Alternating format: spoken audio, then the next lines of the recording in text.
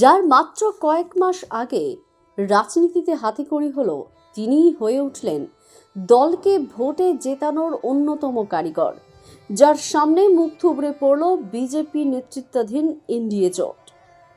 কথা বলছি ঝাড়খণ্ডের কল্পনা সোরেনের, প্রাক্তন মুখ্যমন্ত্রী হেমন্ত সোরেনের স্ত্রী, যিনি এত বছর রাজনীতিতে আনকড়া ছিলেন। কয়েক মাস আগে হেমন্ত জেলে যাওয়ার পর সক্রিয় রাজনীতিতে পা রাখেন কল্পনা।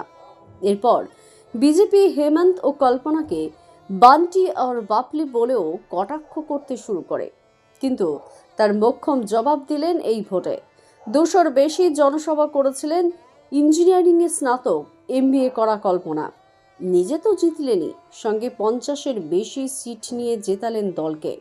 তার অক্লান্ত পরিশ্রমের পুরস্কার পেল গোটা ইন্ডিয়া জোট।